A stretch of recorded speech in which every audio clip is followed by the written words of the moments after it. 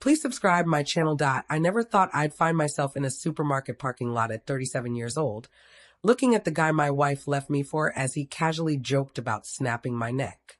Life doesn't usually warn you when it's about to get weird. It just happens. My name is Ethan Harper. I was born in another country, but have lived in Utah for more than 10 years. I work in shipping and delivery. It's a quiet job with steady pay and nothing fancy. I was married to Jessica for 11 years. Or at least I thought I was. Jessica always craved attention. Not in a big, dramatic way, but just enough to make sure everyone noticed her. When we first met, that spark felt thrilling. I was steady, reliable, and safe. She said I helped her feel peaceful for a long time. That seemed good enough. We created a life that appeared perfect to others. A small house with a yard, 2 vehicles, regular habits, and meals together on Sundays. No huge arguments, no thrown dishes, just little gaps that I overlooked because fixing them would mean facing tough truths. The growing distance didn't happen suddenly. It slipped in through phone notifications and staying out late. She began exercising at the gym twice daily, buying fresh outfits, and grinning at texts she wouldn't share. When I brought it up, she told me I was making it up and that I ought to appreciate her efforts to improve herself. I trusted her because trusting her let me avoid facing what my instincts already sensed. The evening she finally confessed, she showed no tears. She sat opposite me at the dining table and said she'd found someone else. She said it like mentioning a new pastime. No regret, no guilt, just confidence. She claimed she needed excitement and that I'd turned dull. I didn't plead. I didn't yell. I simply agreed because once someone says that to you, the marriage is done. I left the house 2 weeks later. A neat split with no mess. Or so I believed.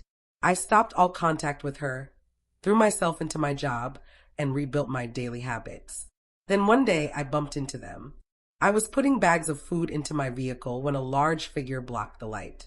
I glanced up and saw him there. Huge guy, about 6 feet 5 inches, with strong build that looked carefully developed. Fitted shirt, bald head, smug grin.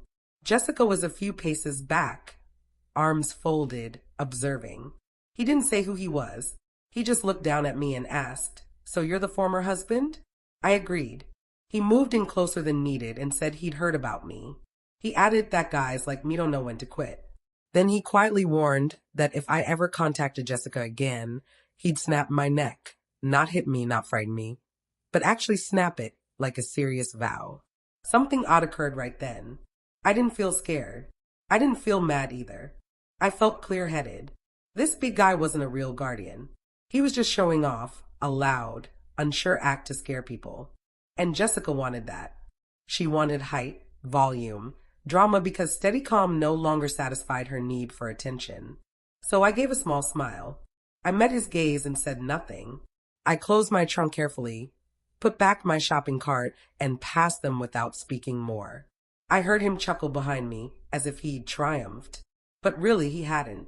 Time went by, weeks, then months, and through shared friends, I heard bits about their relationship. He quickly moved into her home, stopped working, and began coaching clients who rarely paid. She handled all the costs, housing, expenses, their way of life. The excitement she sought became constant demands. The guy who had to scare others to feel powerful now relied on her to feel needed.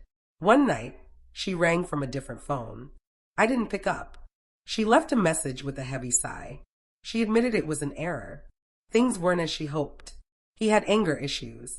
Another sigh. She felt stuck. I played it once, then erased it. Not from meanness, but from respecting myself. I didn't have to rescue her from the results of her decisions. About a year after, I ran into her again, by herself this time. She seemed smaller, worn out. The shine she had pursued was gone.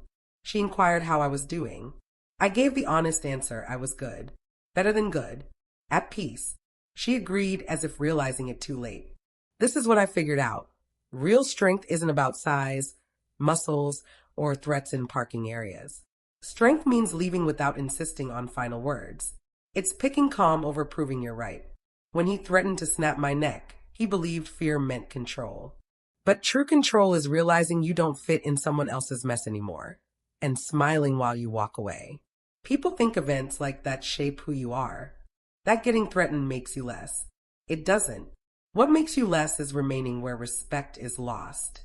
I began refusing more things. Late evenings out, unnecessary distractions, bearing burdens that weren't mine. I paid attention to rest, routine, and small victories that nobody cheers. Job advancements arrived. Serenity grew.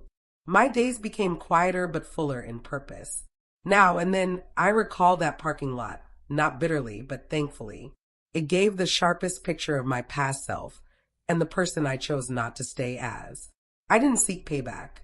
I didn't want long talks for resolution. Life took care of that itself.